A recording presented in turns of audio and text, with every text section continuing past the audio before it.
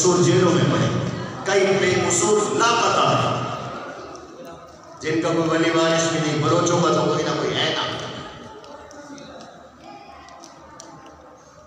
جا کے بتا دو بادشاہ نے رہائی کا پروانہ جاری کیا، رہائی کا پروانہ آیا، کئی سال جیل میں رہنے کے بعد رہائی کا آرڈر آیا۔ حضرت یوسف علیہ السلام کے پاس سپرینٹینڈنٹ جیل نے پیغام بھیجا، جیل کے پھاٹک کھل گئے، جائیں آپ رہا ہیں۔ حضرت یوسف علیہ السلام کو اللہ نے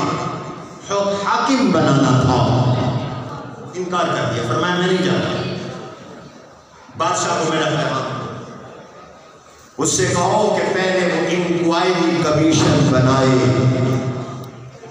JIT بنائے، وہ تحقیق کرے کہ قصوروار میں تھا یا زلیخا تھی، میرا کردار، میری امانت، میری دیانت داغدار ہے یا صاف ہے، پہلے تحقیق ہونی چاہیے، صفائی ہونی چاہیے۔ اگر میں مجرم ہوں تو جیل میرے لیے بہتر ہے، اور اگر میں بے گناہ اور بے قصور ہوں تو میری امانت کا اعلان ہونا چاہیے، میری دیانت کا اعلان ہونا چاہیے، مجھے بے گناہ کرنا چاہیے۔ جاؤ بادشاہ سے کہو میں نہیں جاتا، بادشاہ سے کہو کمیٹی بنا دے۔ ما بال النسوة اللاتي قطعن أيديهن، عورتوں نے ہاتھ کیوں کاٹے تھے ذرا پوچھو نا۔ بادشاہ نے کمیٹی بنائی، تحقیق ہوئی، حضرت یوسف علیہ السلام کی دیانت کھل گئی، کمیٹی نے رپورٹ دی، خود زلیخا بول پڑی، انا راودتہ عن نفسی فاستعصم، قصور میرا تھا، یوسف بے قصور تھے، حملہ میں نے کیا تھا، یوسف نے دفاع کیا تھا، میری نیت خراب تھی، یوسف حسن نیت والے تھے، میں خائنہ تھی، یوسف امانت دار تھے۔ اب باہر آئے اور آ کے اعلان کیا، یہ میں نے اس لیے کیا ہے، ذَلِكَ لِيَعْلَمَ أَنِّي لَمْ أَخُنْهُ بِالْغَيْبِ وَأَنَّ اللَّهَ لَا يَهْدِي كَيْدَ الْخَائِنِينَ۔ یہ میں نے اس لیے کیا تاکہ میرا مالک جس نے مجھے پالا پوسا اسے پتہ چلے میں نمک حرام نہیں، میں نمک حلال ہوں، میں خائن نہیں، امین ہوں، مال میں بھی امانت دار، کردار میں بھی امانت دار۔ اشارہ کیا حاکم اس کو بناؤ جو امانت دار ہو، کرپٹ نہ ہو، نہ کردار کا، نہ مال کا، نہ گورنمنٹ کے خزانے کا، اس کی کرپشن نہ سیکسول ہو، نہ اس کی کرپشن اموال کی ہو۔ اللہ نے ظاہر کر دیا۔ اور دوسری شرط قرآن بتاتا ہے حاکم اس کو بناؤ جس میں حکومت کی اہلیت ہو، فراست ہو،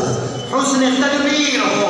مینجمنٹ ہو، گڈ گورننس ہو، جس کے اندر انتظامی ملکہ ہو، جو ملک کو سنبھال سکے، پلاننگ کر سکے، منصوبہ بندی کر سکے، تاکہ لوڈ شیڈنگ نہ ہو، آٹے کی کمی نہ ہو، چینی کی کمی نہ ہو، کوئی کل کو کسی کو بلیک میل نہ کرے، وہ حاکم ہو جس کے اندر اہلیت بھی ہو۔ حضرت یوسف علیہ السلام نے جب خواب کی تعبیر بتائی تو ساتھ کے فرما دیا، تدبیر بھی بتا دی،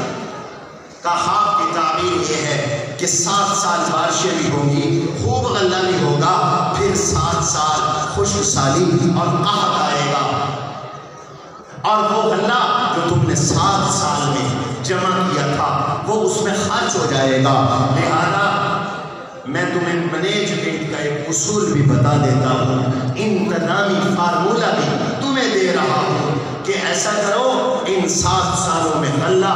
اس اس کو محفوظ کر لو، زیادہ سے زیادہ محفوظ کر لو، اور اس کی بہترین صورت یہ ہے کہ غلے کو سٹوں میں رکھو، اس کو نکالو نہیں، اور اگلے 7 سال میں نکالو اور استعمال کرو، اور بادشاہ سے کہو کہ اگر وہ چاہے تو میں یہ خدمت سر انجام دینے کے لیے خود بھی تیار ہوں، میرے اللہ نے مجھے امانت دار بھی بنایا ہے، میرے اللہ نے مجھے حکومت کی اہلیت بھی دی ہے، انی حفیظ علیم، علیم سے مراد آل ہونا ہے، اور حفیظ سے مراد امانت دار ہونا ہے۔ بادشاہ نے پیشکش قبول کر، حضرت یوسف علیہ السلام وزیر بن گئے، کل اسیر تھے آج وزیر ہیں، پھر وزیر بنے، پھر عزیز مصر بنے، اور پھر قحط میں خلق خدا کی خدمت کی۔ اس وقت بھی معاشی بحران تھا، ایک نیک حکمران نے معاشی بحران تھا، اپنی فراست سے، اپنی تدبیر سے، حسن انتظام سے خاتمہ کیا، اور پاکستان کے لوگوں آج بھی ملک میں افلاس ہے، بھوک ہے، معاشی بحران ہے، قرض ہے۔ ان لوگوں کو حاکم بناؤ جو امین بھی ہوں اور جو صلاحیت بھی رکھتے ہوں، انشاءاللہ ملک بحرانوں سے نکل آئے گا۔ اللہ تعالی ہمارے ملک کی حفاظت فرمائے، اور ہمیں امین لوگ، باکردار لوگ، اور اہل لوگ، پلاننگ اور منصوبہ بندی والے لوگ، گڈ گورننس والے لوگ، حسن انتظام والے لوگ، حکمران عطا فرمائے۔ سبحان ربک رب العزت عما یصفون، وسلام المرسلین، والحمد للہ رب العالمین۔